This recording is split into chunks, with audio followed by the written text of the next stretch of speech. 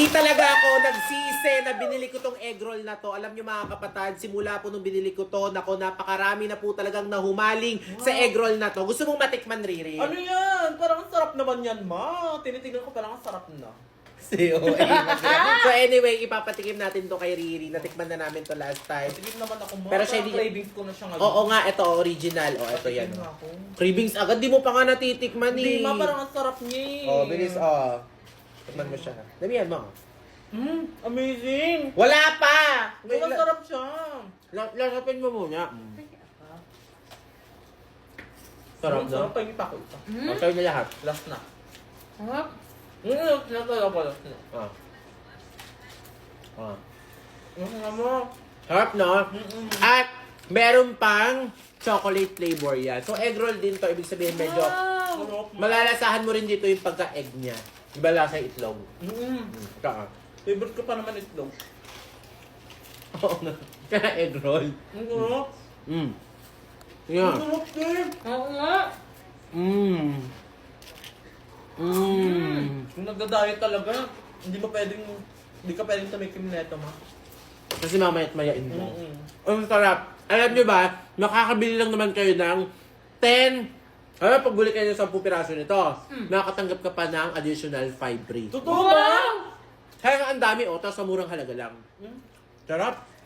Ang sarap mo. 10 out of 10, ikaw. 100/10. Si Oli naman. Oo nga. Ikaw.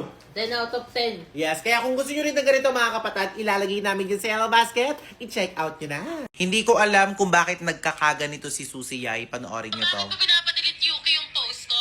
Bakit? Ayaw mo malaman nila na nagbayad talaga si Elaine? Aaminin ko, nagbayad din ako, pero magbayad man ako o hindi, deserve kong makapasok doon. Bakit? Sino ba nag-stand out sa lahat? Di ba sa swimwear pa lang ako na agad yung nag-stand out opening pa lang, my God! Di nga nagreklamo sila Nika at Shilane, ikaw pa kaya? Malamang hindi talaga magre-reklamo yung mga bata na yun kasi nga, di ba nga, wala nga kasi bumaboses sa kanila. Tsaka di ba kayo nagsabi, may favoritism nga, di ba? Pues ako ang baboses sa kanila. Di ba sayang naman talaga, dapat pumasok yung dalawa na yon. Actually kaming tatlo talaga dapat yun eh. Type namin pumasok tatlo, si Nika, Shilane, ako. Syempre ako yung title, ako yung matanda eh. Nagsasabi niya na sobrang tanda ko na, hoy, 19 pa lang ako, no? Alam niyo mga kapatid, hindi ko rin alam kung ano yung maging reaction ko kasi hindi siya makamove on sa pageant. So, sinabihan ko na rin yan na sabi ko, sana tigilan niyo yung mag-spread ng negativity, mag-spread ng puro hate sa buhay, maging bitter. Kasi masarap sa buhay yung puro kindness lang ang pinapakita, especially mga influencer tayo, puro happy-happy lang and good vibes. Hindi ko alam kung bakit siya nagkakaganito at sobrang dami niyang video na ginawa. So, eto, pinakahuli niyang ginawa.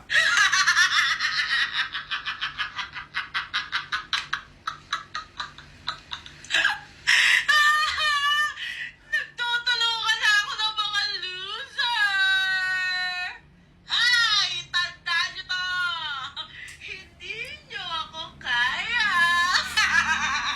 Ayokong tapusin, pero ang masasabi ko lang is, push mo lang yan. Pahala ka. Basta sinabihan na kita. Hindi ko nakasalanan pag naban yung account mo.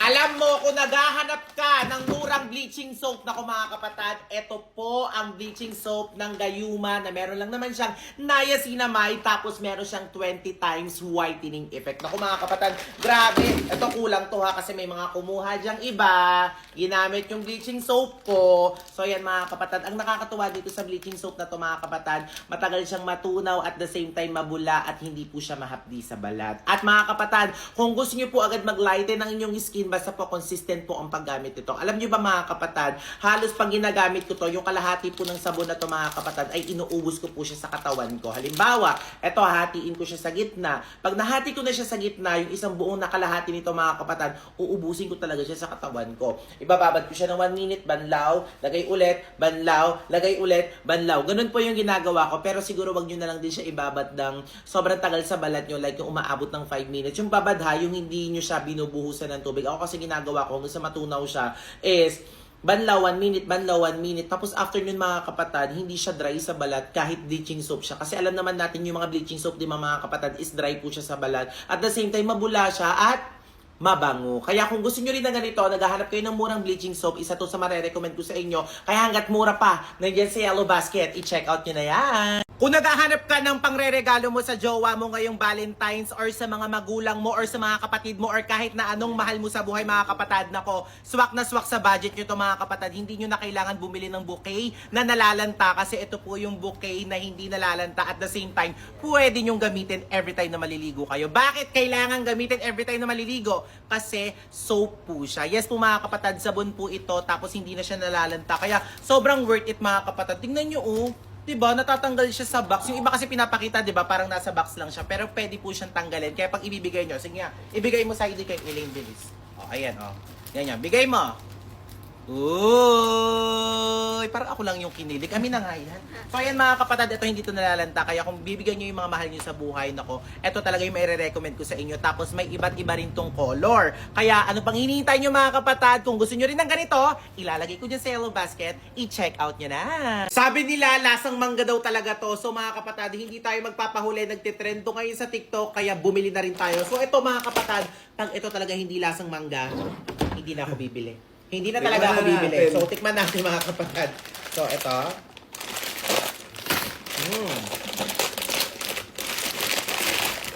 Uy, ang dami niyang laman ha, sa isang ganun ha. So, ilang piraso kaya ito? Bilangin pa ba? So, ayan, di mo na natin bilangin. Tikman na natin. Ay. Ako naman. Uy. Ito yung laman niya. Chewy. Manggang-mangga. Ang sarap. Nga. Tsaka mas malalaki yung ano. Ang sarap. Seryoso nga. Tikman nyo. Pakita ka sa camera. Uy, nahiya siya. Oh. Gusto mo tikman? Oh. Medyo malagkit siya sa kamay. Pero masarap! Ang sarap! Si OA. 10 out of 10. Makakabili ulit ako. Harap. Kayo? 10 out of 10. Masarap. Sarap papakin. Ang sarap niya papakin. Naku mga kapatid, for me ha, masarap siya. Kaya kung gusto nyo rin ng ganito mga kapatid, totoo pala yung sinasabi talaga ng iba, masarap siya lasang mangga. Ilalagay ko dyan sa Yellow Basket. I-check out nyo na. Hindi ako mahilig sa mga gulay at prutas, pero mga kapatid, grabe. Napakain ako ng ganito. Tingnan nyo mga kapatid, ito lang naman yung fruit and vegetable crispy. Ito po, sa madaling salita mga kapatid, ito po ay totoong mga prutas na dinried. Okay? Yung mga prutas at gulay. So ayan, ito may carrots, patunay. Ayan, tikman natin. Ay, beans. Ang karang. Harap. Ang sarap talaga niya. Hindi ako nagsasawa dito. Ito.